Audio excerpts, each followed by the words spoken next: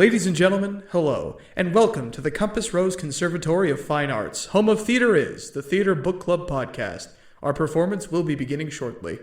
We would like to once again thank you all for joining us. At this time, we ask you to silence all cell phones, unless, of course, a cell phone is how you're listening to the show. Now please, sit back, relax, and enjoy John Steinbeck's Of Mice and Men.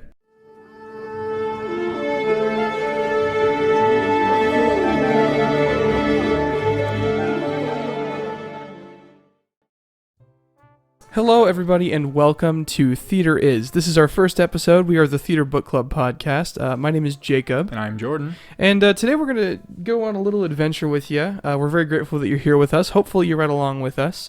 But if you're planning to read along and then sort of get there with us, what we're going to warn you real quick. This script does in fact contain some language and some racial slurs, so if that's something you're uncomfortable with, viewer discretion is advised. In fact, we're going to go over those things. We're not going to be mentioning exactly those, but we'll talk about those things. But Jacob never stated. Today we are going over Of Mice and Men by John Steinbeck. Very true, very true. Published originally on a novel in 1937. And he originally wrote it wanting to adapt it into a play, and he tried, and it wasn't the greatest, but he actually got another playwright from the name of, I believe it was, George Kaufman of You Can't Take It With You fame to help him stage the play. So I think we'll get started off here with a good summary of what's going on, and we'll sprinkle in some analysis as we go. So, Act 1, Scene 1. Alrighty. Our story starts with two men, George and Lenny, respectively. Here in these first couple pages, we really get a good idea of... It does not slow down or take its time to introduce these characters and how they interact together. No, it's very immediate. So we got George, who is a quick-tempered, very calculated, hardworking man. He's not very trusting of anybody or anyone around him, and he's very much fight or flight, survivalist tendencies, kind of. Certainly, I would say so.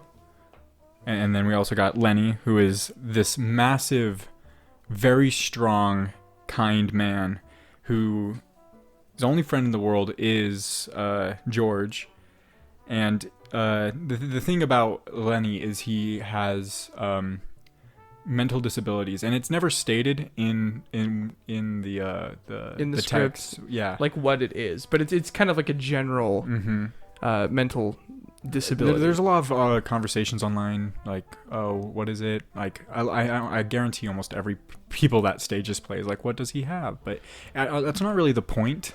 No, the point is more about Lenny and George. It's the way that it describes it, specifically on the back of the text, is a tremendously moving character study, and I think character study is the perfect way of describing it, because it is, especially you look at the time period, it doesn't really matter what Lenny has. They don't know what it is. They most likely don't really have a name for it. I mean, Steinbeck himself said it was one of his favorite books he written, because it's just a piece of humanity, it's just the story of these two people living their lives. I mean, just wanting to search for that next dream and the next opportunity. No, absolutely. And so when we meet these two men, they are on their way out of a town called Weed, and they are on their way to a new area where they can do some work, and they're both ranch hands. So this play takes the course about 2-3 days, maybe a little more than that, but it starts at the night. They got off the bus that dropped them off about 4 miles too short, so they've been hiking this entire time, and they sit down on the quiet, pleasant banks of a river. And this spot is kind of monumental throughout the whole play. It's mentioned several times, and we'll get to there later on, but right now it's just this nice, peaceful spot. Right, and this is where George and Lenny kind of have agreed to, if it goes south, he asks Lenny if he'd remember how to get to that area. And so that's their contingency, is if something goes wrong, that's where Lenny's going to go. Yeah, so like they said, they are leaving the last town that they were in called Weed. And the reason they had to leave is they were kicked out. They were run out of town, chased with guns and threatened by the law. Yeah, because Lenny got them in trouble.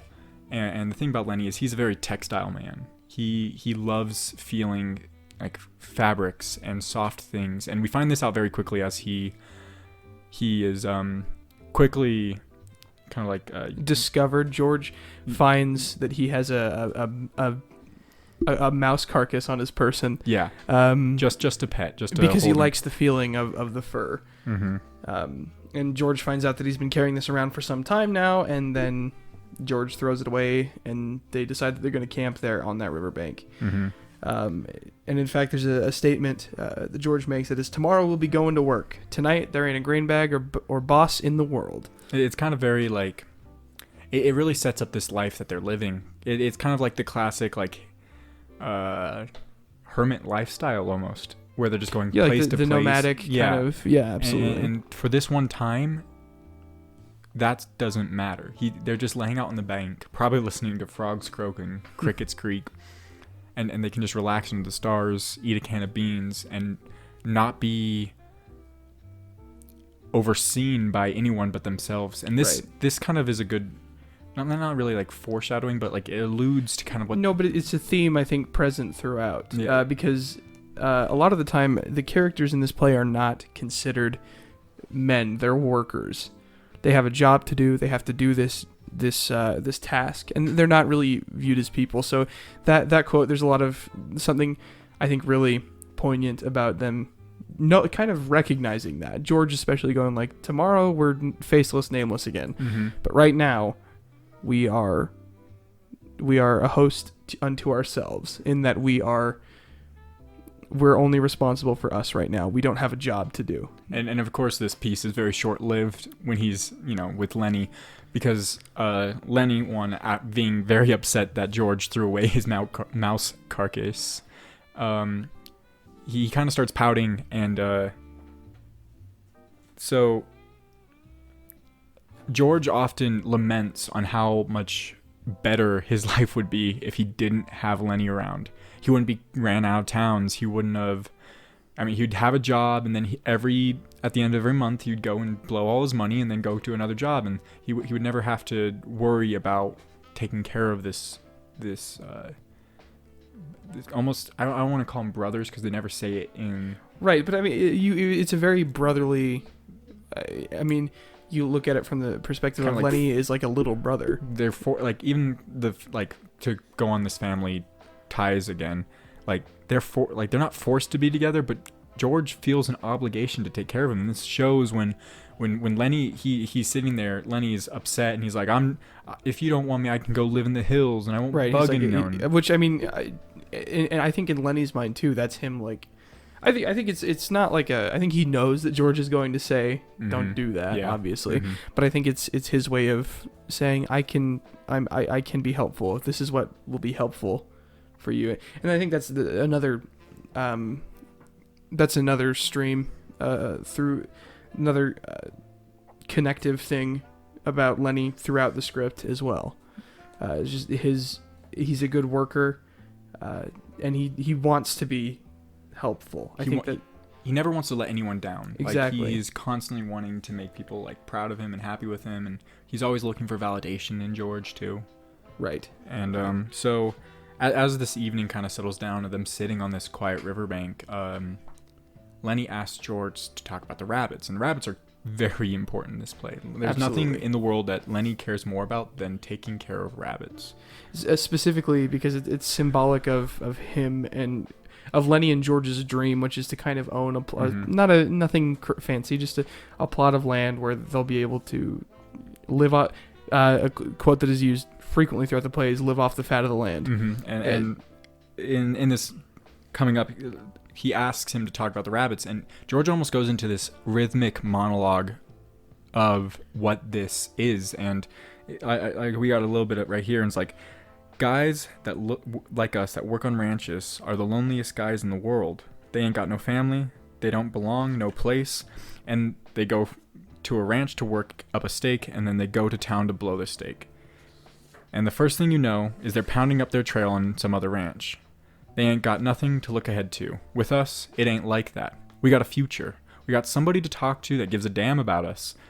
We don't have to sit in no barroom blowing our jack just because we have no place to go. If them other guys in jail, they can rot and no one cares. Someday we're gonna get the jack together and we're gonna have a little house, a couple of acres of cows, and some pigs. And that page goes on for another several paragraphs of just them describing their dream. Right, and I mean, it's a dream that clearly they've had and recited multiple times. Yeah, it for them it's their classic American dream. You know, like you work your hardest and then you get the life you want. Precisely, yeah. And not just them, but I feel like almost every character we meet on later on in this novel or play has very similar aspirations, but these are the only two guys that really are going through with it or trying to. So, and then basically from that point on, George describes this dream and leaves the readers with something really very idealist look of what this play could be. It from the beginning, it plants those seeds of like hope, you know? Yeah. And that kind of keeps you holding on throughout a big chunk of the play. And that's really that for that first scene. They basically drift off to sleep. And once again, because Lenny's very forgetful, George tells him, do you remember this place? Can you come back here later on? And it makes this place this kind of safe haven for like, if things go down, we're going to come back here and things will be all right. Right. All right. The next morning, they sort of arrive at this ranch, and they meet up in the bunkhouse with a man named Candy, who's an old ranch hand. Very old. He is missing a hand. The ranch hand with one hand. The literal ranch hand. Not hands. Yep. So he isn't like an actual like ranch hand. They keep him around because he got injured on that ranch, so he kind of just takes care of the living quarters and all that stuff. He's the second in command to the boss, essentially. He doesn't have any ownership, but he does do a lot. He's just been there the longest type of thing. Right. And so he kind of gives them the rundown of what's going on right now. I mean, they ask him about the boss, which is the first character with no name in this play. That is it's just something that boss. Continues, yeah. And you know, he describes him as a pretty like legit dude. Like he's nice. He cares enough. He sometimes treats the men to like whiskey on Christmas and stuff like that. And so it's kind of like this, not the best situation, but the best circumstances in this situation so far. And they go on. Candy kind of gives them rundown what's needed. Tells them that the boss was expecting you last night, and so it kind of sets the meeting of the boss to be kind of like this big stern man because he's so upset.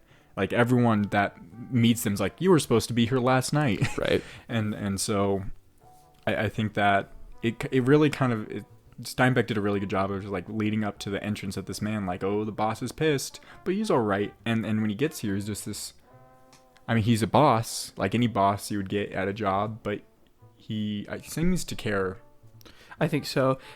Part of Candy's job as well is to sort of introduce not only George and Lenny, but also us, the audience, the reader, to the other ranch hands, the other people on the ranch. So, of course, we hear about Crooks, who is the black stable hand who works on the ranch. And the conversation doesn't go too much farther than that, but he drops the hint of Crooks, but it's not in any way informative at this point. No, but Crooks does become kind of a more integral part of things a little bit later. And not only do we hear about Crooks, we also hear about our good friend Curly. That's generous. Yeah, that's one way of describing him. Yeah, Curly. Well, where to begin? Where to begin with this man? Curly is he's an angry little man. Is I think possibly the nicest way you could say that. So he's like the best boxer in the county or whatever, and he's also the boss's son. So he kind of walks around with this like authority, like no one can touch me. But he's always sizing up people bigger than him. Right. And this is obviously going to come to fruition with how massive Lenny is. Of course. And I think another thing that is important to mention about Curly is Curly keeps one of his hands in a glove filled with Vaseline. Now this is this is important. It's symbolic. Not to be prude. Not to be crude. But he keeps, because when ranch hands, generally speaking, your hands get pretty beaten up. So he keeps his hand rather in a glove full of Vaseline to keep one hand soft for his wife, which there's countless theories on why that is. We'll leave you to figure that out. That's fairly self-explanatory. It's to hold her hand. That's what. Yeah, it's to hold her hand, nothing else. Yep. So Jacob kind of jumped the horse and started on Curly's wife. She is a very integral player in this next few scenes, but she doesn't have a name. She's the second character without a name, and the only thing in the script she's listed as is Curly's wife. A very possessive, and that kind of, it gives us a very good bitter taste of how things were back then. Right. Where she's like possessed. She's a possession. Right. And I think that's something that she as a character struggles with quite a lot. Right. Oh, absolutely. Yeah. And so we'll get on that more as we go through the timeline here, but it's something that should be noted, that definitely something of the times, and it's a very bitter taste to like have that character not named, but only even by the other characters as Curly's wife. Yeah. So once the boss kind of buggers off, gives him a little ribbing about where they've been and all that stuff. Once the business is done, he kind of drops his guard and like genuinely tries to make a connection with these two. But right, Lenny being so, not Lenny, excuse me, George being so guarded. Yeah, he gives him nothing, and the boss realizes that's what he's gonna get, and so he exits and re-enters Candy with his old sheepdog. Mm-hmm. And now this dog is kind of very symbolic in a lot of ways. To the way that the story unfolds for several characters, both Candy and Lenny. Also, I think kind of a mirror to Candy himself. Yeah, in a lot of ways. Yeah, but again, that's something. But this is an old dog, just as old as Kurt. He's blind. He apparently can't eat. He just drinks milk. He smells like none other, apparently. And so this old hound has seen it's lived a life for sure. And so they go into, talking about the dog, and they talk about Curly and Curly's wife, and then none other as Candy literally exits the door, enters the Curly's wife, and Candy describes her in a very, very specific way, if you want to. Right, yeah, so he talks about her, he describes her as having the eye, meaning that she's married to Curly, but she doesn't... Like a good modern term would be like a seductress. Yeah, she's married to Curly, but she certainly has no scruples about... Openly flirting. About openly flirting with every other ranch hand, who... Also, none of the ranch hands want anything to do with her. They don't want any trouble at all. They want their money and they want to get out. They want to get out. She seems to find, even though she's not trying to, finding to cause a lot of trouble within the play. It's true. Her presence is kind of the antagonist in a lot of ways, because it drives a lot of the action in it, and she's just trying to... we can touch on what she really wants when we get into it, but her actions indirectly cause most of the conflict within what happens. Which I think this might play into why Steinbeck chose not to give her a name. Something I've read up on, and I think it's plausible. There's no confirmation on this, but I think it's plausible. Part of the reason is because it kind of... It doesn't... Dehumanize is the wrong word, but it makes it so that you don't connect with the character as much when she's referred to as just this aspect of her, this thing that she is Curly's wife. So you don't feel sorry, quote unquote, is one theory, but I wonder if that might have something to do with it. That's more on John Steinbeck in terms of how he wrote it. But that's... we've talked about her quite a lot. Give the description of how she's described in the play. She's a beautiful young woman. She's all dressed up in cotton dress with curled hair and red finger. Like, she's in the middle of nowhere, but she looks like she lives on, like, the street of Broadway. Right, and like, her thing, too, is she's always looking, quote-unquote, looking for Curly. Everywhere she goes. Where's Curly? And that's kind of what she comes in this first time. She's like, where's Curly?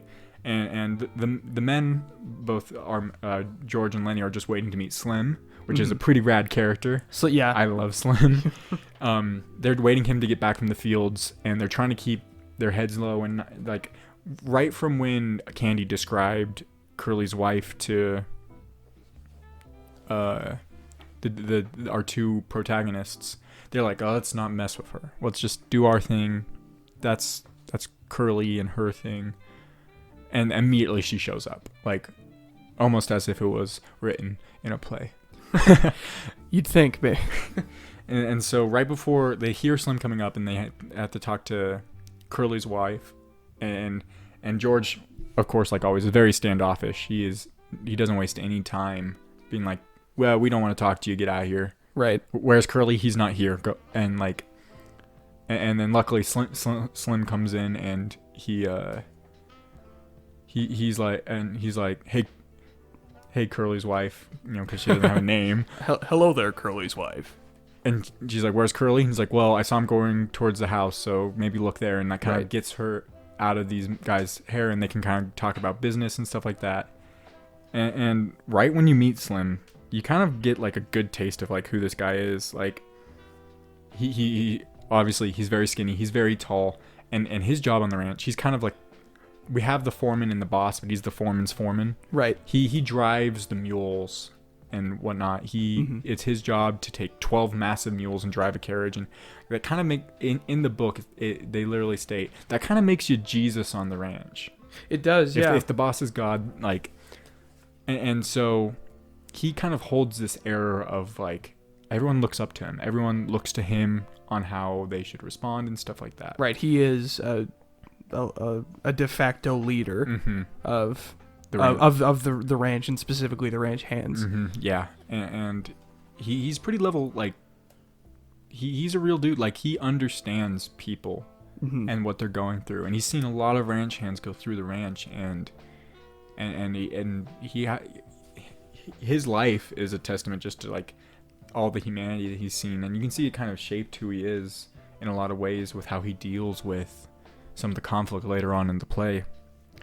But not far behind Slim is the next character we meet, which this is kind of just like a who's who of mice and men, this chapter. Right. And that comes in Carlson, who has a big belly. A big round fellow. Yeah, and a personality to fit it. And his characteristics, very, very Slim. He hates Candy's dog, and he has a gun. And that's kind of the purpose he serves in this play. That is sort of his, actually, yeah, that is really what he's for. Yeah. And so he really does not like Candy's dog. He says it smells. He thinks it's tortured in its own existence. Well, to be fair, it does probably smell so bad. Yeah. Like, I don't think in any way Carlson is wrong in what he says. I think his approach is... Right, yeah, and we'll get to that. That does happen a little bit later in Act 2, but he does definitely. Another thing about Slim, briefly, is that Slim has a dog who has just had a litter of puppies. 9, in fact. Yeah, and then he drowns 4 of them. I believe so. Right off the bat. Right. And this is kind of huge, and something we missed on earlier is that after Lenny, at the very, very beginning, got his mouse thrown away, George promised him that maybe he'd look for a pup. Right. Because it's bigger, it's stouter, it probably can handle a little bit more of Lenny's strength. A little bit more. Yeah, and so the minute that Carlson's like, hey, Slim, you got a new litter, let's replace Candy's dog. Bells go off in Lenny's head. Right, and so Lenny starts to ask. The way the Act 1 ends, which is we're coming up here really soon, is literally like everyone goes to dinner, and the first thing that everyone exit, Lenny turns to George and is like, George, listen. I need this dog. Like, you made me a promise. You promised. You made me a promise. And George's like, yeah, I promised. Yeah, we'll figure it out. That's the first act. It's very expositional. It's like, who's who, what's going on. As many first acts Yeah. tend to be. But the way it sets things up is kind of really beautiful, because once you read through all the way, and we really encourage you guys to actually read these plays as we Right. go on. I know we're summarizing this all, but it's so much better to read these. Well, there's so much. The whole setup really holds a mirror up to the whole play, the whole work. And I think if you read it, it really helps illustrate a lot of the profound things about this specific play, because that mirror is. You realize that like there's a lot of things that happen in this first act that come back in full force. It's Chekhov's everything. Chekhov's everything. Chekhov's gun, Chekhov's revolver, Chekhov's broom in the broom closet. Like it's yeah, like they really throw the kitchen sink here when they really set up a lot, and a lot that doesn't, like, if this is your first read through, you probably wouldn't have taken notice to some of these things that are being set up in that first act, and how much weight comes down from them being set up. It's true. You feel it, but you don't necessarily notice it, especially on a first read or a first watch. And Steinbeck does just this amazing job at making you care so quickly. And I think this comes from, like, Steinbeck was raised in literally this area. The exact area. It's in California. And it's like Sylvanus. How do you say it? Oh, Salinas. Salinas. That's the We're not native Californians. We apologize. Yeah, this is our first one. We're still figuring it out. But that's where he comes from, and that's directly the river the bank that they sit on is the Sylvanus River. Salinas. And so, like, a lot of this stuff feels so grounded. It's because he's lived and experienced this in a lot of ways. I mean, they say write what you know. He really wrote. He wrote what he knew. All righty. So, now, moving on to get us into Act 2 to start us off. So Act 2 starts off in the bunkhouse. And this is where George is kind of, as we can deduce and figure out, Slim has given Lenny a pup. Yeah. Still too young to leave the mother. Right, but he said, yeah, when that thing is when that puppy is old enough, Lenny's more than welcome to it. Saves me from having to drown it. Quite morbidly. Which is morbid, but I mean that is what he says. Yeah, and Lenny is through the roof. Like, through the roof. He's so excited. In fact, George even has a line discussing. He's like, I don't know how we're gonna get him to sleep in here tonight. He's gonna want to go, just be by the dog.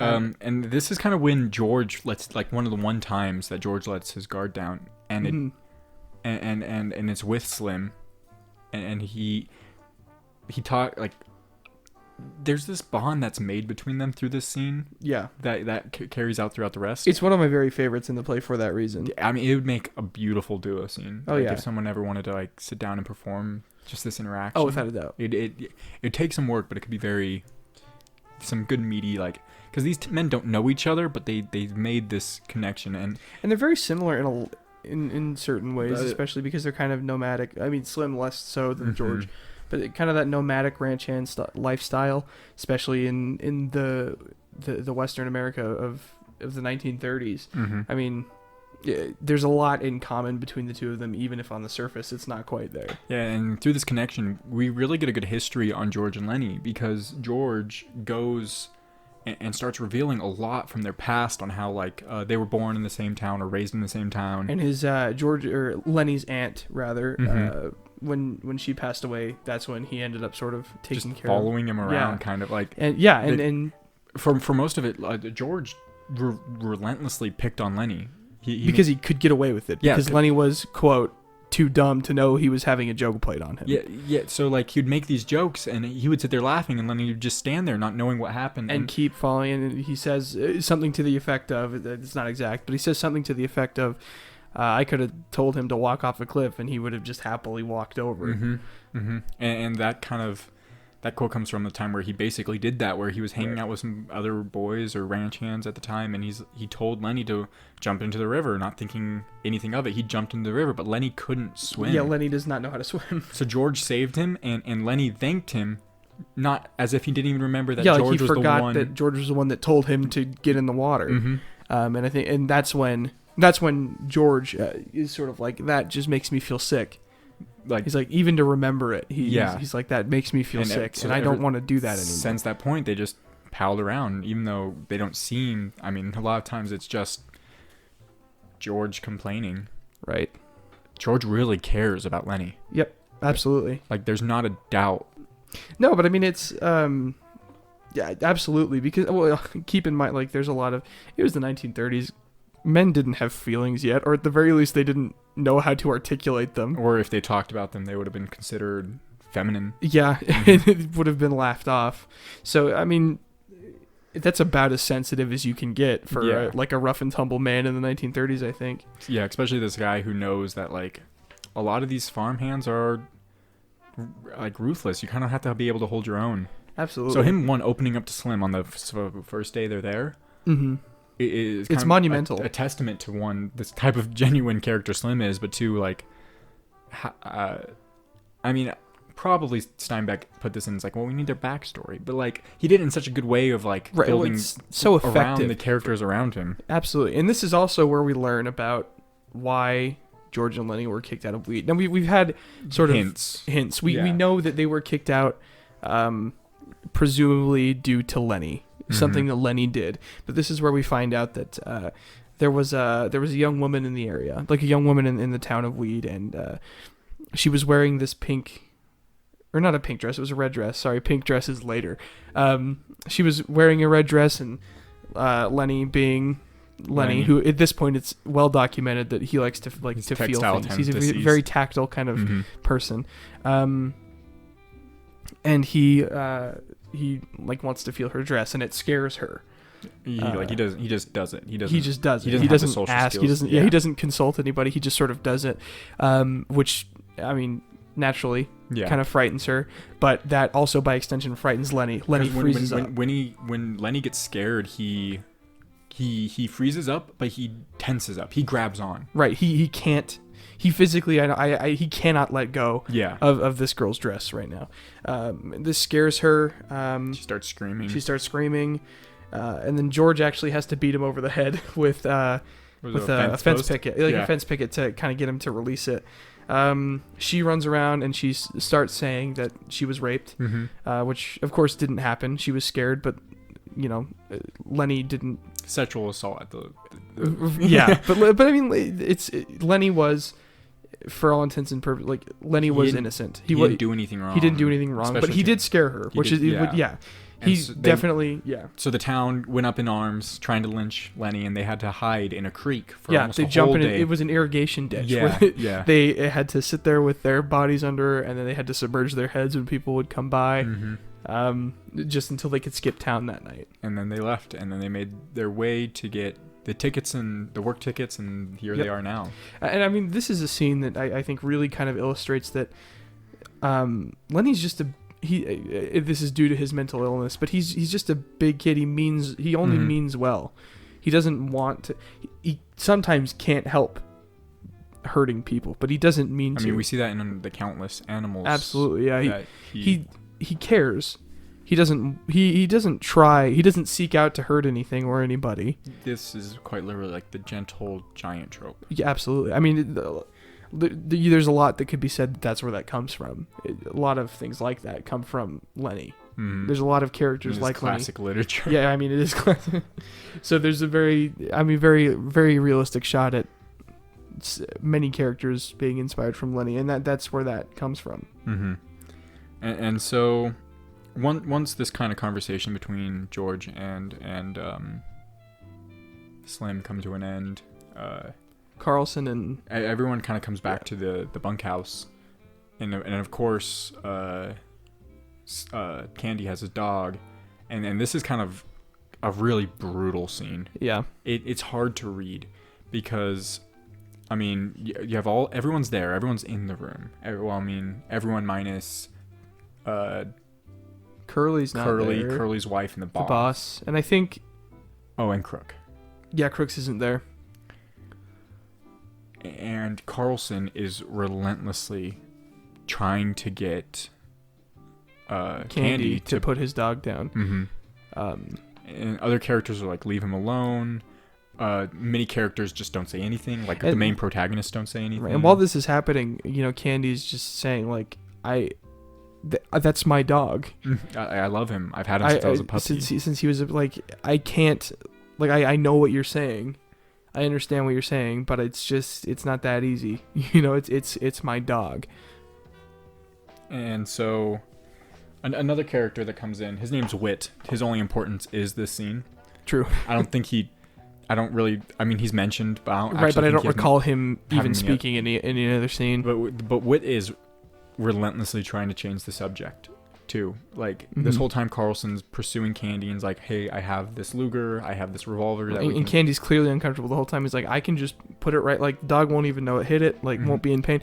But the whole time Candy's just like, I can't, like, I'm uncomfortable with this is my dog. But he keeps going, and eventually Candy gives in, and I guess the whole time too, Carlson is also saying like, Slim has puppies, you can get another one. That's the only other character that really says anything. Every time like Carlson's like, Slim has puppies, Slim goes, yep I have puppies. That's it. So it's literally just the scene between Candy, Wit trying to change the subject, and Carlson just in front of everybody, which makes it all the more. So it starts off this like really unbearably awkwardness of like, dude, just he doesn't want to kill his dog, like let up. And then eventually Candy gives in, and it's really hard to like read this part when he gives in, and then in the stage direction it literally goes, the stage goes silent. Right. And he takes the dog with his Luger out back, and it's just at this point it's just Candy and everyone's still in there. Yeah, everyone's still in there. The only person that left is Carlson and the dog, and they all sit there for a second and then try having conversation, but they're just saying things and no one's responding. Right. So it's this like really air of awkwardness, and it has pauses in between each thing, so you just feel this tension rising, and then eventually you hear a gunshot, and the only like person that really responds is Candy. Goes as quiet as can be and lays on his bed and doesn't talk to anyone. Right. And it's kind of really, it's a hard read, and staged it is probably brutal to watch. Oh, okay. I can't imagine. Just the how thick the air must be. Oh, yeah, absolutely. And then after this, it's a little time passes. So I think this is before the scene ends. This is where Candy hears George and Lenny's talking about their dream. Yeah, specifically, because Lenny is talking about the rabbits and the pup again, and Candy is just like, hey, I'm kind of interested in what you guys are saying. Basically, he's been laying in his bed moping this entire time, and the first thing he says is like, I mean, I don't have the quote here with me, but it's basically like, you guys like serious? Like you're trying to get a plot of land, and they don't at first want to tell anyone this is their plan, this is their dream, they don't want anyone in. But then Candy offers an offer they can't really refuse. He has something like 340, or is it 240? It's 240. Before, and once it's over, they'll have 340. Oh, it is 340. 340. So where Candy got all this money, he got compensated from losing his hand by the ranch. Right. They gave him $200, and he's just been sitting on it. And then he also has his pay that he's been saving up. And he's pretty old, so what he says is like, I'll write you guys in my will. I'll give you this money. We buy the land, and by the end of the month, we'll be out of here. And George looks at Lenny, and Lenny looks at George, and is like, why not? Well, I think the quote, I love this because it's just, he just goes like, I bet we could swing her. And then he goes, I bet we could, he just keeps saying it because he's realizing it's happening. This is something they've just been talking, like George uses it just to like calm Lenny down. Kind of to motivate and to keep. But I mean, I don't know if you've ever felt this, Jacob, but like when you have like an idea or a dream, and all of a sudden there's a step that brings you closer towards it. You can feel it. You feel it. See it. All of a sudden it's tangible. All of a sudden. Yeah. It's right in front of you. Absolutely. And that's what happened. They're like, they didn't think they would get this dream. Like, even though George was talking about it earlier, I don't think George thought he No, would. it was for all intents and purposes, it was a fever dream. Mm-hmm. You know, it was something that it's like, you know, if we get it, we get it. Like, it was not quite that passive, but it was like, well, it's up in the air. And then all like, of a this sudden, is something that we want, something that we are working for. and then all of a sudden it's, we have $300+ to buy this property. We have an opportunity. And he has a property lined up, and he's like, I bet we could swing this. He's like, I bet we, and he just keeps saying, and I find that to be remarkable. I love that. Mm-hmm. So they decide together that they're gonna move forward with it, and they're like, all right, we're gonna keep it quiet for now, keep it between us because we don't want to get fired. And then who walks in? Curly's wife. Curly's wife makes her glorious return. Mm-hmm. Obviously she's referred to unkindly, very unkindly, by everyone in attendance at this gathering, and she gets frustrated. Of course, she's like, "Where's Curly?" And they're like, right. "You're not looking for Curly." Curly's right outside. They're playing horseshoes, I think. Mm-hmm. Like, they're right outside. So if she was really looking for Curly, it would not be very difficult to find him. But he's right outside. And they talk about how eventually it gets to the point where they can hear Curly and the guys coming back into the bunkhouse. Well, even before then, they're like, "Get out of here." That's true. Well, yeah. Well, I mean, they're telling her to leave. Like, frequently. It's like, "What are you doing in this bunkhouse of dudes? Like, none of us wants to talk to you." And she's like, "I just want to talk." And it's like, no, you don't. No one wants to talk. No one wants to talk. So, and then George manages to kind of shoo her off. Mm-hmm. Right as Curly comes in. And of course, as Curly's coming in, he's looking for his wife. Right. He's ribbing everyone. "Where's my wife? Where's my wife?" And everyone's like, "Buzz off." Yeah. You know, we don't. And so, and obviously because Curly is the kind of instigator that he is, he's trying to, he's poking bears is essentially what he's doing. He's mostly accusing Slim of all people. And Slim's like, "You kidding me, right? Right. Like, you've asked one too many times. Now leave us alone." And right. Once Slim is like standing up to Curly, everyone else does. Because he starts to kind of verbally assault Curly at that point. And both Whit everybody starts to, and Carlson are like, "Yeah, buzz off." Like hey, whatever. it's your wife. Like, why would we know where your wife is? Isn't that your job to know where your wife? Isn't that your job? And then he kind of ends up going to. I want to see if I can find the exact quote because it's one of my favorite lines. So, like, it kind of comes to this scene has a great crescendo where it starts with Curly. Like, we know where Curly's wife is. We're our good third person perspective of like knowing everything or most of everything, and it builds and builds. We get Curly's wife. She leaves. Right. This is the scene right after the dog died. So like, it's still very contentious in that way. I feel like it, like that feeling right, still so left over. There's like unease, and then it goes into a different kind of. That tension is still very much in the air, and then add on to all this, Curly now knows she's been there because he can smell her. He can smell her, and so, being that the one he doesn't know is George and Lenny, and they were in the cabin, and he could smell her, so he starts accusing George. He starts going up to, and so George says, he's like, well, somebody's got to. The line is, he says, the stage direction. I find stage directions absolutely fascinating. I think that they convey a lot that it's really important for actors and directors to see, and it's important for audiences too. But you don't necessarily, as an audience member, know exactly. See it, they don't read it. You get to see it, but you don't really, especially because there's some really good stage directions where it doesn't, like, it adds everything to you as a performer. As a performer, you can read that stage direction and think, that makes sense. That clarifies something I didn't know. But the audience just sees that. They just see what you got to. So that's why I think they're just astounding. I love them. But the stage direction is like, George looks worried, seems to make up his mind to face an inevitable situation, stands, slowly takes off his coat, folds it almost daintily, speaks in an unemotional monotone. Somebody's got to beat the hell out of you. I guess I'm elected. I love that line. I love that stage direction. I love that setup to that. Because George is such like I don't get in trouble. I stay out of the way. I keep my head down, keep everything And he's new to the ranch, but even he knows now that somebody's got to kind of put Curly in his place. And I think that comes from Slim's coming in the scene, standing up to him. I don't think anyone would have. I think everyone, if Slim didn't say anything, no one would have said. Oh, probably, yeah, because really shows his leadership. Well, I mean, clearly he's had a reign of terror over these ranch hands for a long time, or at least longer than our boys have been around. Yeah, and since he is the boss's son, he kind of can get away with anything he wants.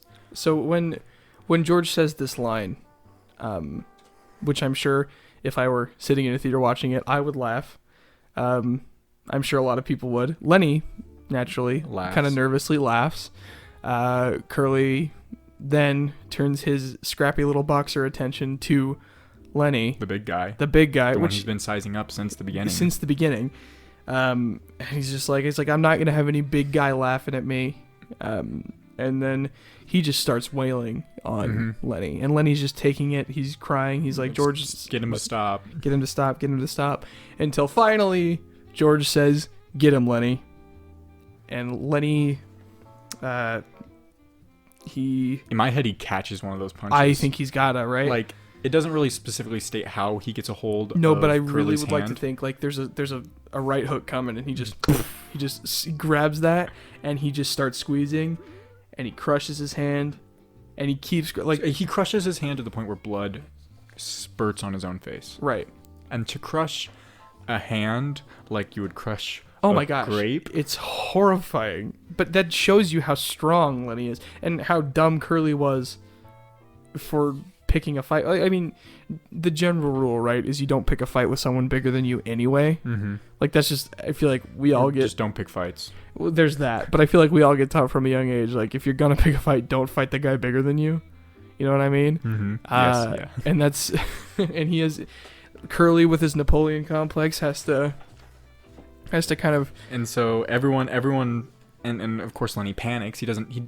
Curly doesn't want... He does hurt flies all the time. But he doesn't want to, and so he panics, and he does... When he grabs onto something, he can't let go. No, because he's scared. He's scared, and he's holding on. He doesn't know what to do, and he's like, George, and George has to literally start smacking him around to get him to let go. Right. And like, he slaps him in the face. He's like, hey, Lenny, let go. And then Lenny does, and then they're worried they're gonna lose their job, and they go to Slim. It's like, hey, are we gonna lose the job? And Slim does the coolest. Slim, oh my goodness, he is our king. Slim walks up to Curly. We bow down. Slim walks up to Curly and he says, hey, do you have any sense in that stupid idiot brain of yours? Can you hear me? And he goes, and he says, you're gonna tell everybody what we're gonna tell everybody. Got your hand stuck in a machine. And if you threaten to make these men lose their jobs, we're going to tell everybody what actually happened. So there's this silent agreement that his hand got caught in the machine. And boy, did it probably... It sure looked like it probably did, I guarantee it. He probably... I mean, back then, they probably just would cut his hand off. Oh, yeah, probably. I mean, yeah. Unless... I don't know. I don't really know the medicine back then. I'm sure it was not good enough to save a shattered hand. Pre-World War II-ish. I mean, post War 30. It actually was probably pre-World War I even. Well, no, because I was 20. No, it was 29. All our dates are. You're right. It is the 1930s. 1930s. So is post World War I. Yeah, by a long time. Yeah. Yeah. Wait, why did I think Depression era? Era. Yeah. Doi. Yeah. So it is Depression era. So like decent medicine, but nothing. I mean, it's a far cry from what we have. Not chopped off. Yeah. Deformed for life. Yeah, without a doubt. His hand is gone. It's useless. And that's the end of this growing tension. Like, a lot happens in that scene from Candy's dog. Yeah. Oh, Act 2, Scene 1 is arguably probably like one of the most eventful like sections of the entire play. Because so much happens. It's so much important. The dog, Candy getting on board, the dream, Curly's wife drops some like whatever, and some hints. How she could have been in pictures and right. And then this whole thing with Curly, and you know, like that classic like storytelling arc that you learn in your high school literature classes. You got your inciting thing, and then your rising actions and your climax. Yeah, of course. There's like 7 of those. Oh yeah. And Oh, yeah. like as something else is climaxing, something else is being the seeds or the rising actions are happening in other things. Right. Well, I think it's written just utterly brilliantly. It's yeah. Like I just think. And so here we are, Act 2, Scene 2. This is a really important scene, specifically this kind of opening section of Scene 2. Yeah. So all the ranch hands, including George, go out to town to spend some money, and they go to a cat house. Yeah, a barn brothel. Yeah, a night on the town in Mm-hmm. the 30s essentially is what this is. Yeah, and so but George left behind Lenny, and obviously Crooks didn't and couldn't go. And to remind those who don't remember from earlier, Crooks is the African American ranch hand that helps in the stables that no one associates with. You hear his name at the beginning, and then you hear that he kicks everyone's butt at horseshoes. Right, and he does come in. He sticks his head in to the bunkhouse, and just says, "Hey, I warmed up that tar for you to fix your horse's like horseshoe." And that was before Curly started stirring up trouble in that last scene. It's such a minor entrance for that character. Like they leave the Steinbeck really leaves the trails leading up to the final time we get a good scene with him, and it's between him and Lenny. Like the two outcasts. Yeah, essentially, like of this time in this. Yeah, because like situation, they don't let Crooks into the bunkhouse. He can't sleep with them. He can't eat with them. They're blatant racists. He's by himself. Yeah. And that's something that is he has like a kind of a busted back. So he got kicked by a horse when he was young. He can't that's why move he's called very Crooks. well. Yeah. But he gets his own room in the stable, and apparently the only one he really interacts with is Slim, because he helps Slim with his mules. Right. But and Candy every now and again. I think more so than the others. Well, it's later on at the end that Candy, and then we'll get on this more. But Candy interacts with him kind of like a lot on the first time. So it's true. I think they're in passing. I think that's why I think yeah. So we go on. Everyone's gone. Candy's at home still, but he's old and just like lying in the bunkhouse. So it's just this scene between Lenny and Crooks, and Crooks doesn't want anything to do with anyone. He's very standoffish, and for every right to be the way he's treated. Oh yeah. And so Lenny comes into the space because the light is on, and he wants to go into the barn to see his pup, his dog. He's not supposed to be playing with because he's too young. But he does want to go see it. Yeah, and so he goes in, and Crooks is like, "What? Get out of here! What are you doing?"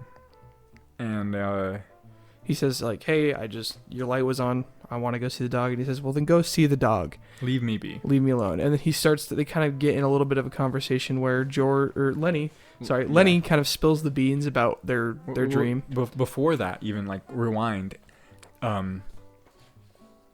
when Crooks finally like relents to letting George sit and talk with him for a little while, he starts tormenting George. Yeah.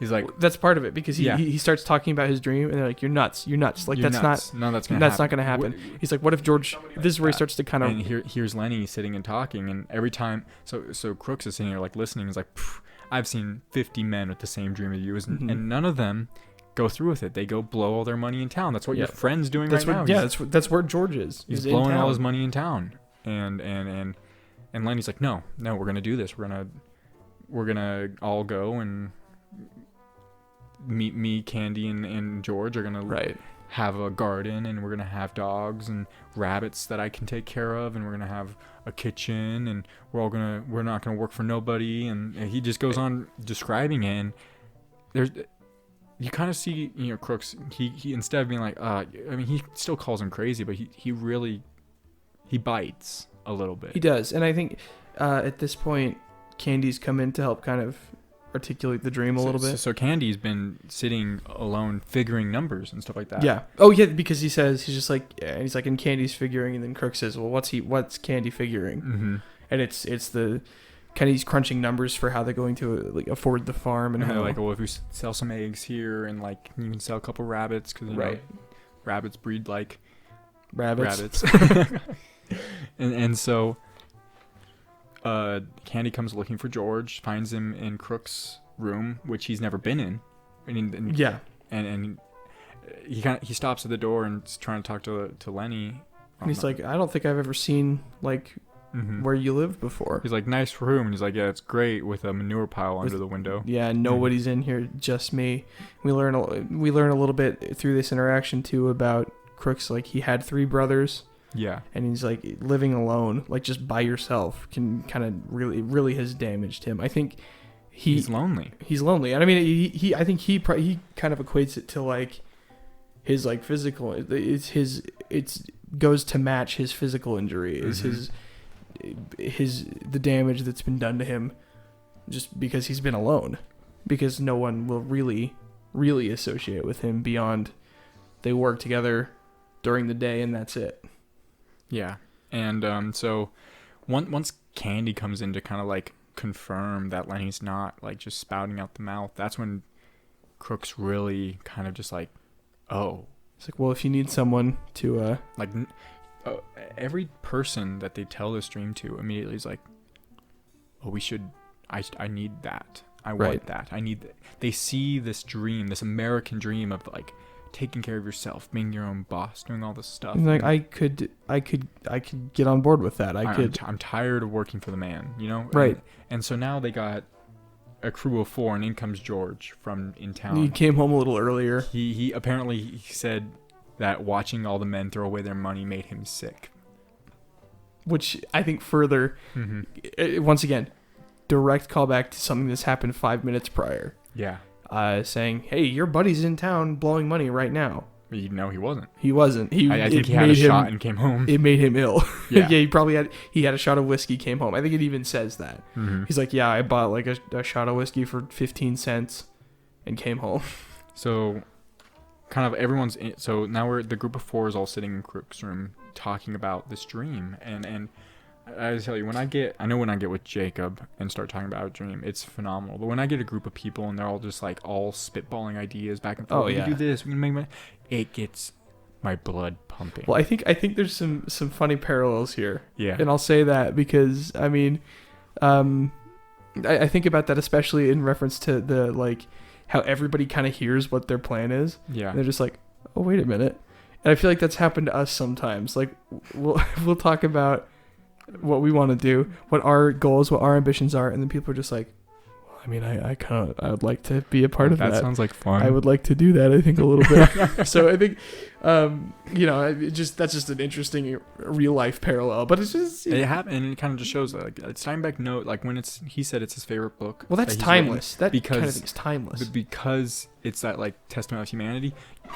I bet anyone who reads this book can look in your life and even though we don't live in a Great Depression yet, that there's a lot of these things we all can really still relate Fingers to. crossed, but yes.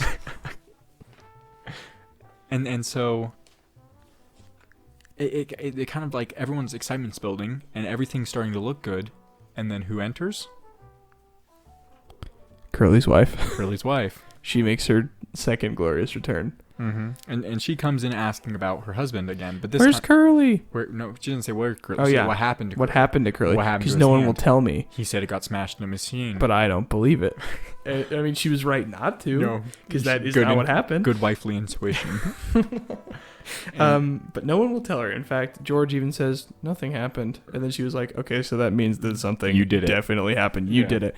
And then she goes, "No, nobody did it." And she goes, "Lenny," and he goes, "Crushed it in a machine, man." And so they're just like, "Get out of here! You're gonna ruin our plan. We're all here planning. You're gonna ruin it. You're gonna ruin it. Your presence here is gonna right." And I think too, part of that is like, Crooks is almost the most adamant about because he stands to have the most to lose if something happens. He's like, please. He knows his state, in his life. situation. Yeah, which is not right, but that's just how it was. Sadly, and you know, and it's his room too. It's his room. He's like, hey, you really should not be in my room. He's like, the bunkhouse is bad. He's like, but this is worse. You should not be in my room.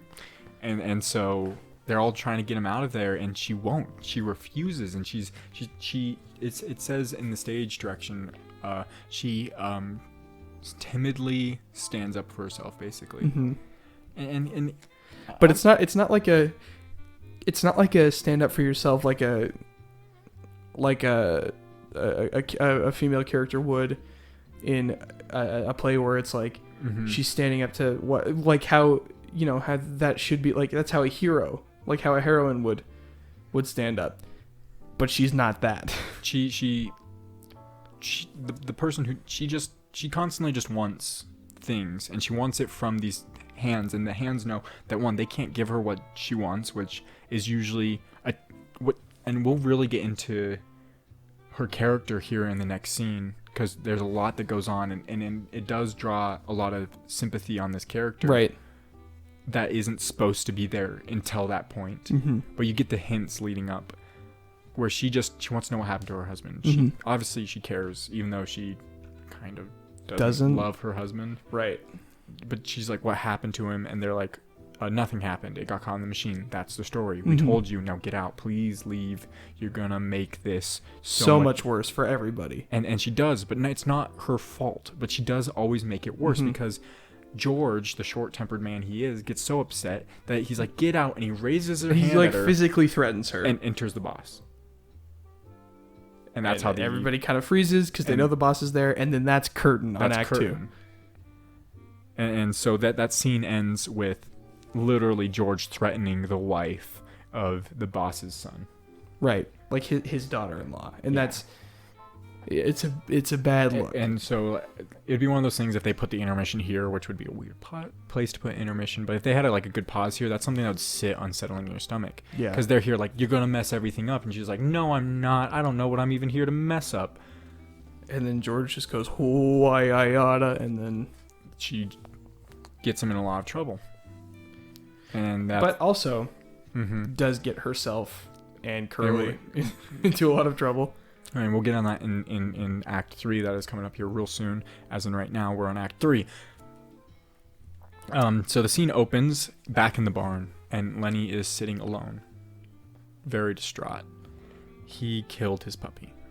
He picked it up, and he said, made like it was going to bite him. And so he thumped it. And then he realized that even that was too much. I think he says, I didn't expect... I mean, this dog was a few days old. Right. At most. Right. I bet a normal puppy probably could have taken a little thump from George, but it was too young. Right. Everyone told him it was too young. He's like, don't pet it, don't take away from his mom. It needs to get its strength. And, of course, Lenny, kind of being the defiant child that he is, right? You put it's very rare if you put a candy down in front of a child and say, wait here, don't, they're gonna, even if you give them explicit instructions, hey, don't eat that, they're gonna want to. And I mean, I was a kid once. So I feel like so Lenny is very distraught about this, him hurting the dog. He's worried about what Lenny, not what George is going to say. Because he thinks... Specifically, George isn't going to let me take care of the rabbits now. But because... That's Lenny's one goal. Yeah, the thing that show. Because it was kind of like this puppy was kind of like baby's first pet. Like...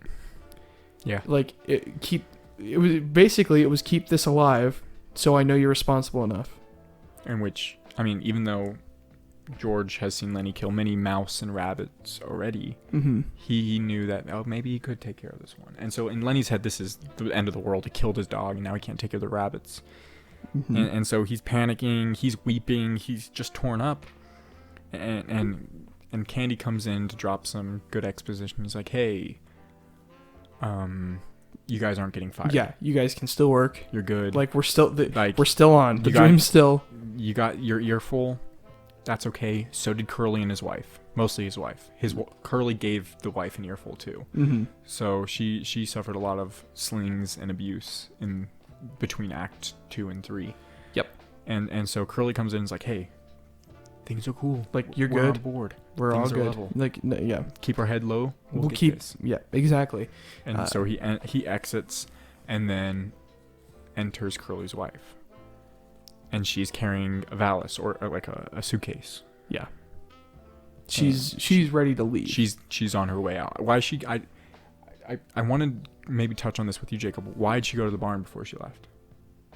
That's a very good question. Because I think she wanted to go talk to Crooks again. In my head. It's possible.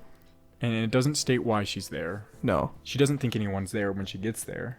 Right.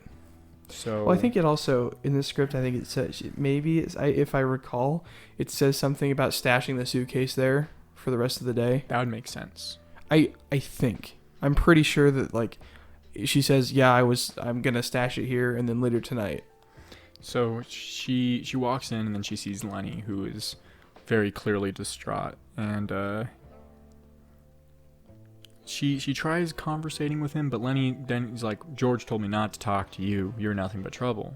And she wears him down. She uses. I mean, Lenny's not immune to her charm. It's shown several times throughout that Lenny is infatuated with her beauty. And so eventually, Lenny gives in and starts talking to her. And it starts with her complaining about Curly and the boss and how she doesn't need to be treated like this. Curly and her used to go to dance halls, and they used to do fun things, but now she's just trapped at the house every day. Mm-hmm. And this is really where Steinbeck gives her character her moment to really give you what's going on with this character and Absolutely. her motivations for talking to these other men. It's because Curly doesn't give her the attention she wants or needs. Right. And here's something that goes with that. Mm-hmm. This is yet another example of like a stage direction that I think is because this scene, I adore Act 3 Scene 1. It's quite possibly, even though like the big famous ending, right? Mm-hmm. Act 3 Scene 1 might be my favorite scene in the entire play. And the reason for that is because there's this stage direction. And it's when they start talking to each other. And it says, in the following scene, it is apparent that neither is listening to the other, and yet as it goes on, as a happy tone increases, it can be seen that they are growing closer together. Mm-hmm. And I think that's something that, first of all, is Steinbeck touches on brilliantly and masterfully, is just how, like, they're not listening to each other. They're talking to avoid. They're both listing their dream. She's talking about how she could have been on Hollywood, but she never got the letter, and she thinks her mom hid the letter, and how like she's going to Hollywood. She's packing up her bags and going, and gonna make her big start and be in all the big movies. And then Lenny's there sitting next to her and is like, yeah, we're going to take care of rabbits and have a garden and right. And I just think there's something so beautiful about not only the juxtaposition of that, but also just that.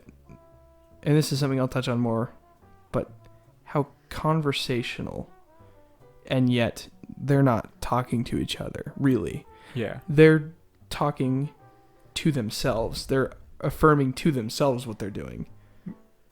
But somehow through doing that, they are also connecting and understanding each other, which is like, I mean, honestly, it's one of those things that happens in real life. Because people talk... A lot of the time when people talk, it's because... I guarantee you I don't listen to everything people say to me. Oh, yeah, absolutely. Because a lot of the time when you talk, you're waiting for someone to say something back so that you can say your thing again. So that you can use that as an opportunity to be like, this is what I think, or this is about me. This is what I mean, it's human nature. To conversationally, like you listen, but you listen enough so that you can find a connection to you that you can then, and everybody's doing it. Yeah. And this is that at its, like, this writing of this particular scene is that kind of thing at its finest. Mm-hmm. And so here the two are, and we really get that, like, that going back to the glance into Curly's wife, this character with no name, just a possession title. And all of a sudden she has more backstory than the person who is her namesake. And I think for me, at least, I don't want to speak for Jacob in any way, but I think this really gives, like, through like a second or third read through, a very different perspective on why why she's doing what she's doing. Oh, certainly. And like, I think throughout this whole play, the only person that's ever wrong is Curly. Mm-hmm. What she did, although very troublesome and messed with the dudes, she had her reason, she had her drive, she had her motive, and we just didn't know it till now. And it makes me very sympathetic to this character, even though she's supposed to be this force. Right. She is a force. She's not really a character until this moment. And based on what she, like, she's not happy with her life in any way, and especially after getting told off by the boss and by Curly, she's done. Yeah. And she's, like, going back to that stage direction, the excitement is increasing. They're both... Yeah, as the positive energy builds, because that's what it is. Yeah. And as Lenny goes on talking about his dream about rabbits, she stops and is like, why are you so obsessed with rabbits? And he starts to say, he goes, well, I'm certainly not as articulate, but he says he saw them at the fair, and they were soft. Mm-hmm. And he liked how they felt. And then Curly's wife says, oh, I kind of understand that. Like when I brush my hair sometimes, I just sort of stroke it because it's soft and it feels nice. And she says, and you can feel it if you'd like. Just like, and to which he did, but him not knowing his strength, he goes a little. It was harder than she expected and tough. And she's worried. She's like, hey, you're gonna mess it up. So she pulls away, and that scares him. And he freezes up. He freezes up and grabs the hair. To which she starts screaming because this man is pulling her hair. Right, and he knows now, because now he's lived through this before. Yeah. He knows when somebody is screaming. Yeah. He gets run out. Mm-hmm. He is then in danger. So he covers her mouth. He's like, please he's stop. Like, please stop. He's like, George is gonna be so mad, mad. Please. And she's freaking out, justifiably so. Right. Yes, of course. And then and he just gets so scared, he loses control. He kind of shakes her, and he snaps her neck. And what he realizes, I don't think he doesn't realize for a couple minutes. I wouldn't say like maybe moments. Yeah. Like her body goes limp, and he's like, please stop, and then she stopped, and he went, oh, I did a bad thing. He says I've done a bad thing. And so he's like, oh, what do I do when I do a bad thing? I'm supposed to go to the bank. Right. When he does the thing, he tries to hide it. Yeah. So this is another thing. Like he puts the mouse in his pocket. Yeah. He puts the puppy in his puppy in his coat. Yeah. And he tries to hide her body under hay. Yeah. Until he kind of realizes that's a futile gesture. And the best thing he can do is run and get out. So he did. And her body, the stage direction here is also gorgeous. I'm not gonna find it in the script. I'm just going off the top of my head. It basically said the way her lying there alone in the barn for a moment with her full lips and color in her face looks almost alive still. Yeah, she looks like she's just sleeping. Yeah. And then in comes Candy, mm-hmm. the old man, wanting to talk more about the dream with Lenny. You can see how excited these men are for these prospects. And he goes into the barn and he sees the body. Well, I think he's like, wake up, this is she's bad dead place. initially. He's like, you really should not be asleep in here. And then lo and behold, she's dead. And he calls in George, and George he knows. Like, there's no question in George's mind. And then Candy tries like, well, maybe not. It could have been. And it's like, it's George. It's Lenny. And he knows too that, like, Lenny's never, like, Lenny can't, there's no happy ending to this. And George knows that. And that's starting to be very evident when Candy goes, could we still get the house? And George looks at him, just shakes his head. And no, says, that was our thing. Yeah, that was a dream that he and I had. And that can't be the case. That can't be, because he's not there. We can't do that. So George kind of hatches this. It's like, well, we have to tell everyone. George hatches this little plan. It's like, I got to get out of here, so I'm going to go to the bunkhouse. He's like, because if they're going to think I'm involved. Yeah, so he's gonna go. I'm gonna go to the bunkhouse, and then you call everyone over here, and then I'll come. So give me a few minutes. And this is kind of, you feel the dream die. Like this hope that you're given listening to these men talk about this story, and you, the way the men get sold on this dream, you get sold on it too. That you want nothing more than this to come true for them. Because it's the only thing they've ever wanted. The minute Lenny George shakes his head, it's a gut blow. It punches you in the gut, and it punched Candy in the gut, because the minute George got out of there, he started cursing out this dead body. Yeah, he's like, I knew you'd find some way to screw this up. Yeah, and it's like he's like, we told you that you would ruin this. And so, Candy calls everyone, and actually, I don't even think Candy calls everyone in. I think everyone comes in because he's cursing out this body, and they heard him. Right. And Slim and Wit and Carlson all come in. Eventually followed by the boss and Curly. Curly, and they're all like, "Oh, we gotta go kill this guy. We have to go get him." Well, Slim and George are like, "Well, let's go get this guy." And Curly's like, "I'm gonna shoot him. I'm gonna shoot him in the stomach. I'm gonna shoot his guts out. I'm gonna make him feel the pain. I'm gonna make him really suffer." And George looks at Slim. He's like, "Can we not?" And he's like, "Not with." Yeah, can we lock him up? Not with Curly. Not with Curly. Yeah, there's no way. And Slim's like, you know what you have to do, and George does. And then here comes Carlson's like, my Luger's missing. Lenny stole my Luger. He stole my pistol. And so now everyone thinks that Lenny is armed. He is dangerous. He just killed a woman, and starts this manhunt. And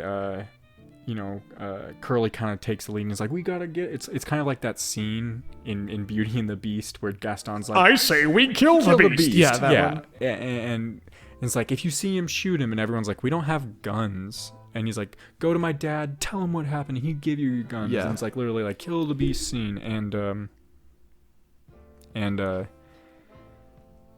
so this big manhunt happens, and everyone is searching.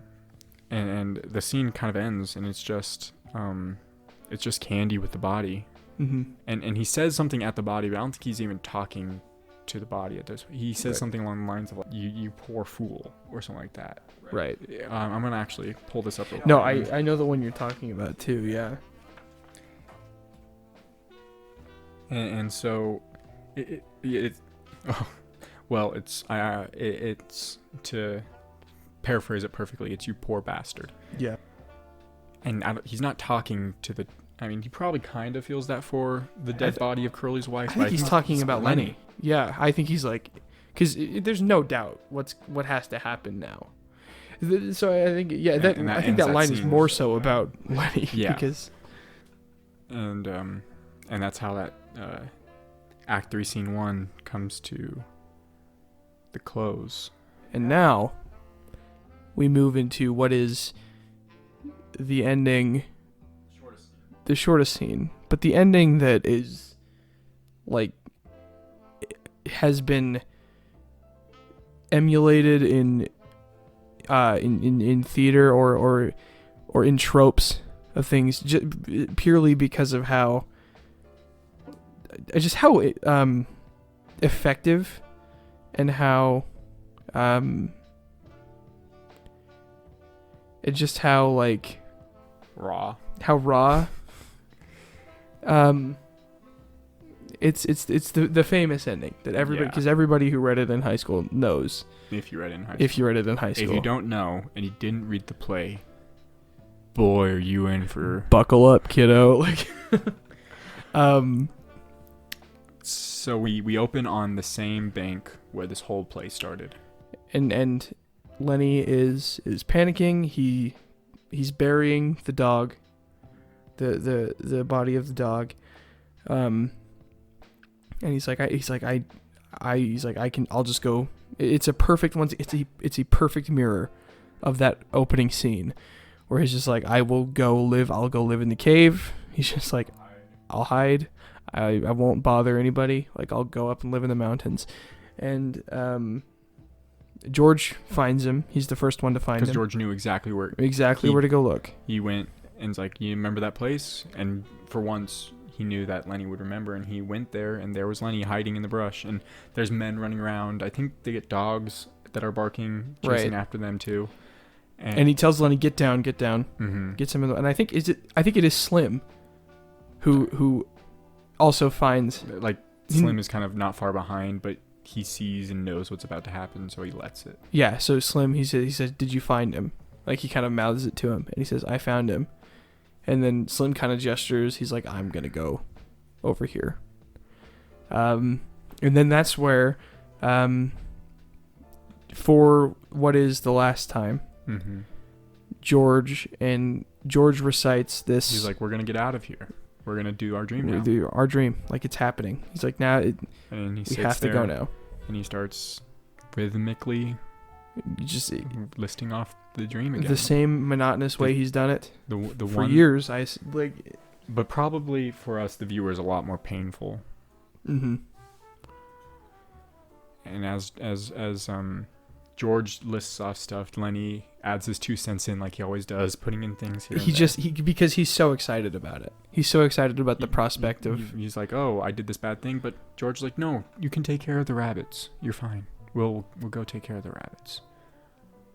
And as he's sitting there, listing off this hope that we've all been holding on to this whole time, he pulls Carlson's Luger, the pistol, Chekhov's literal gun, out of his pants, and shoots him. And that is the curtain The curtain goes down, on John Steinbeck's Of Mice and Men. and that's how the play ends. It's so devastating. Oh, but it's gorgeous and all. Being American raised and living in the United States, I've often loved the idea of like the American dream, like even though it kind of like everyone's like, "Oh, the American dream's dead and has been forever," but like the idea of like self-made, like working hard. Isn't it interesting that there's so many different interpretations, especially in theater, Mm-hmm. of the American dream? Because you look, the gold standard Yeah. for American dream being represented in theater is Death of a Salesman. Yeah. But it's so one, different. One of them for sure. Yeah, for sure. But it's like it's so interesting that like they're not that far apart in terms of time. Death of Salesman was the 20, 30 years. I think it's even sooner. I think it's 1950s. No, it's before that because Before? it is because I think they're out of the Depression.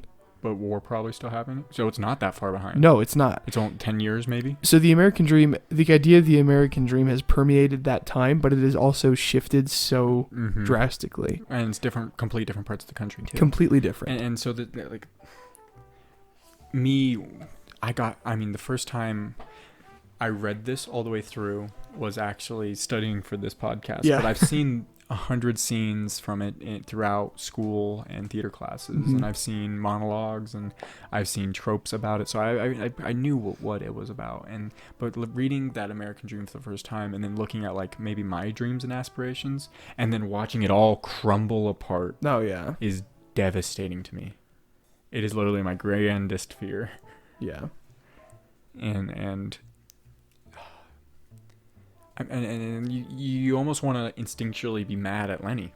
No, at George. I mean, you're probably a little mad at Lenny. Like, bro, just not kill the woman. But yeah, you want to get mad at George because like he killed his best friend. But probably, I think in that situation, that was literally the most humane thing to do. I don't think there was an escape for Lenny and George. No, because if it wasn't George, it was Curly. Yeah. If it wasn't a quick shot to the back of the head, I don't think. Not to be like crass, but I mean like if it wasn't that, it was a brutal, slower, painful thing from Curly. Curly wanted to torture He was Lenny. vindictive and he wanted to hurt him. Yeah. He wanted to make him be hurt. I mean, Curly is not a good person anyways, but his wife was literally just killed. Right. And this is a man who struggled with his marriage since we get introduced to it. And so it's one of those things where like, I mean, I hate Curly. He is the true antagonist here, but there was no way out of that. George did what he had to, and everyone knew that's what he had to do. And as much as we love Slim, he knew that's what George had to do. Mm-hmm. And so, yeah, in the it's definitely like a tragedy, like Without a categorized doubt. down. And Steinbeck really kicked our butts writing this. Oh yeah, no question. The adaptation, I've never read the novel, I've only read the play, but like it was written to be a play, and it rightly should be. Mm-hmm. I've never seen this staged other than in a duo scene actually that Right. Jacob put on That is true. sophomore year of high school. Lenny is a dream role of mine. I cannot lie. I cannot tell a lie. I want to see it staged. Now honestly I haven't seen it around very much. No. But Steinbeck, I mean, there's a reason he has so many classics. Yeah, without a doubt. Despite possibly being crazy. Possibly, I think it's Crazy. you could probably say with some confidence that he might have been a little bit crazy, but he wrote what he know. And then that kind of goes even further down. Doing some research on Steinbeck before we started this, he worked as a ranch hand, and there was a massive dude that killed a foreman's wife. mm-hmm. Except this guy wasn't killed; he was sent to A mental asylum. Mental asylum. But this big guy, John Steinbeck watched this farmhand throw a pitchfork through a foreman. Yeah. And so these feelings and these emotions of like what these workers, these hermit go places workers, are stuff that he directly experienced in his Mm-hmm. life, and it shows. Well, it shows because it's so visceral. Mm-hmm. And not only that, it's just like it's presented with such matter of fact realism. Yeah. And I think that's almost the most moving, most terrifying thing is when it's matter of fact. Yeah. Because it's not. Well, I mean, you hear that trope. It's not like the movies. yeah. It's not like the movies. It's not like the plays. It's not. It ends. It's a gunshot, and then it goes black. The curtain Mhm. drops. Like there's nothing else. That's the story. That's the end of the story. Because George is probably gonna do what he always said he would do without Lenny. He's gonna go earn some money, go Mhm. blow it all. That's all George has. And the other characters will just go back to the way it was before we met them. But yeah. The original title, of Mice and Men isn't the original title of this. That's true. It's Something happened. that happened. Something that happened. That was the title of the novel. Something that happened, and it kind of like, if you think of that on like a grand scale, it's like this what feels like such a big deal to us, and these characters. It was something that happened, and then they move on. Mm-hmm. You know, like, Which is it's another thing that I think is like present throughout the Mhm. play is that this happened, but we move on. yeah, And it's what seems big at the moment, but we move on. and that's I what think- they. It's present from the beginning when they're leaving Weed, Yeah, the town of Weed. yeah. That was something that happened. It was really big. It seemed, but we move on.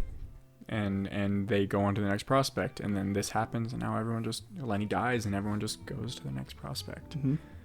And going back, like the idea of like they were all so dang excited. I know they were right there. It was there a month. It was away. tangible. It was within And then- their grasp at Yeah. any given time. And that's kind of like a lady fate. Like, you know, you can have everything set up in line, and life will change that. That's probably what a lot of people are experiencing right now Oh, without a doubt. in the mix of 2020. Yeah. The greatest decade of our time.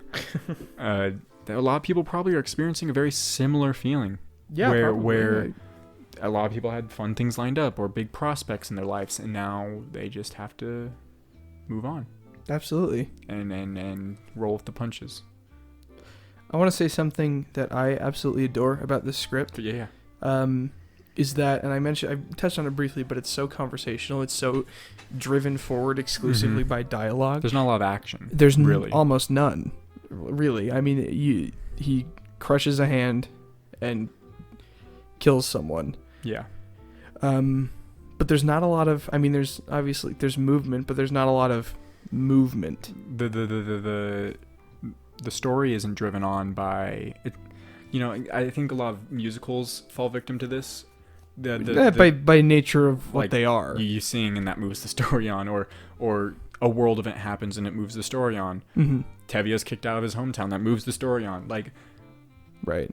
But in this, there's not, like, the world does not affect what's happening on the stage at all. It's literally such an enclosed, isolated environment, and it forces incident. it for the conversationals to drive on. Absolutely. There's something it says in the production note, and I love reading production notes because I think there's a lot of gold that can be found in them. Highly encouraged. If you're reading along with us, read the production and notes. if you stumble upon an acting edition, read production notes, because Mm-hmm. you will find something that is monumental to the success of the production and just to how you will interpret it as a literary work. Yeah. But the thing that it says that I think is really this acting edition, while containing sufficient stage directions for general use, is not so detailed as many plays that require more realistic and exact instructions.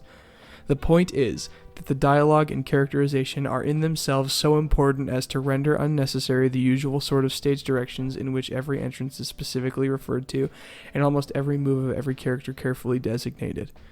As a matter of fact, a good deal of the movement of the characters in nearly all the scenes can be left to a great extent to the discretion of the director. I think that it's written in such a way, obviously, that's necessary. Yeah, I mean, for sure. And that's kind of beautiful. It kind of leaves things open. Like, I bet if you watched any performance of Mice and Men, the next one would be starkly different, unless they based it off, like a movie or something. Exactly. Well, I mean, like I said earlier, though, you know how I find stage directions to be fascinating. Yeah. The stage directions give you a lot, Mm-hmm. but at the same time, they don't give you anything in this particular play. It gives you context or movements, but it's not... I mean, like, not to go aside, like, some people think stage directions are like, lift your arm right, lift your arm like this, make you move like that. A lot of them, or at least most of them, should not be that. No, I think generally they should be a little bit much more vague. Vague, and only for the purpose of filling out what is already going like on. Necessary actions. Mm-hmm. And I mean, a lot of times young actors are like, what do I do with my hand? And they're reading through the script, like, they're not going to get that from the stage. The stage directions is more, it's the passive voice of the author, for one. Right. Well, if a script, it tells you at any given time precisely what to do, it means that it's not written well enough that it... Or... Well, okay. That's... It is in terms of, like...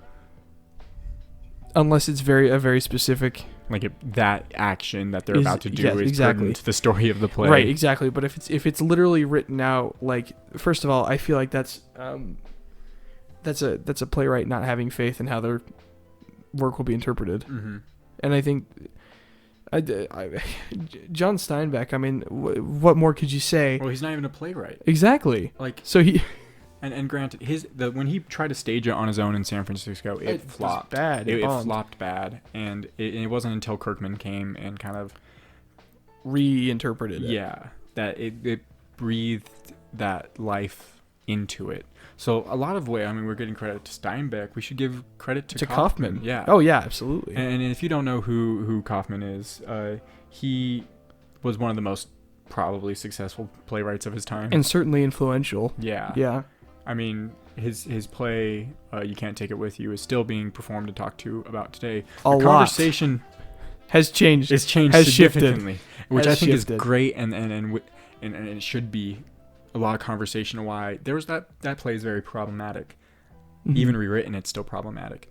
But when it comes to just pure stagecraft, it is brilliant. Brilliant. It's brilliant. Yeah, like.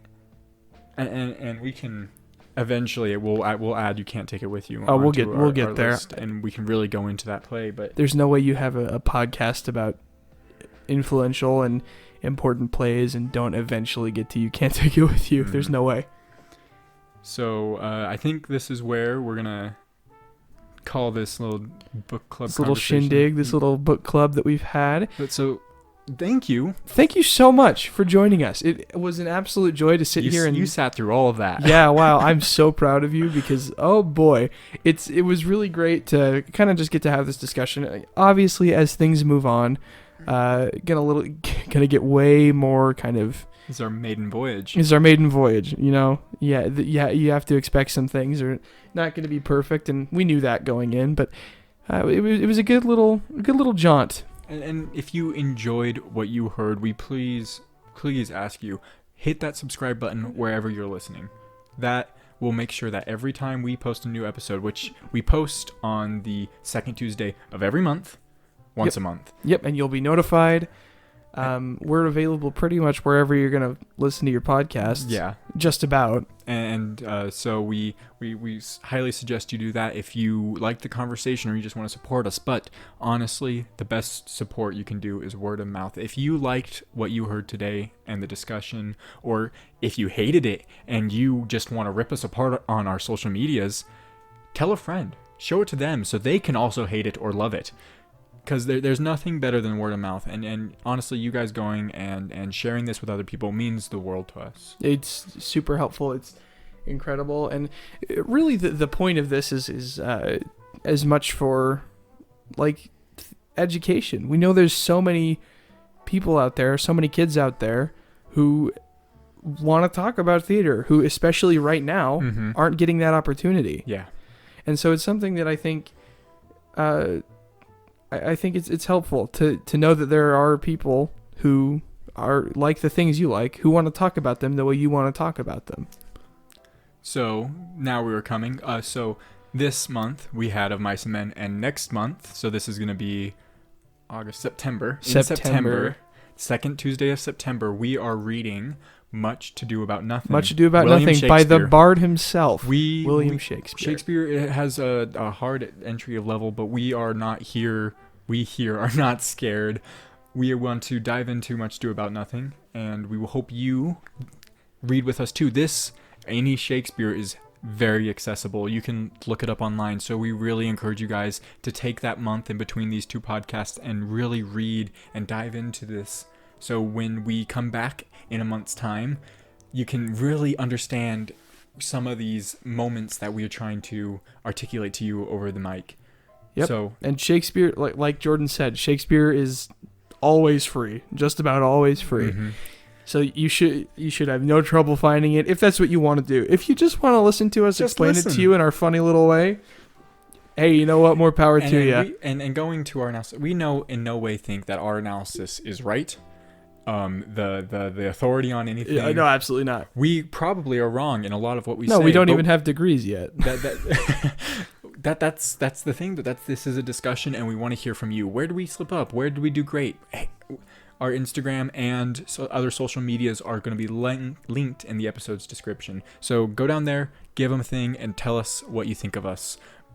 Keep the profanities on the low. I mean, if you want. All right. Once again, I am Jordan. I am Jacob. And thank you for tuning in to Theater Is. It has been an absolute honor to talk to you. We hope to see you next month as we read William Shakespeare's Much Ado About Nothing. Goodbye. Bye.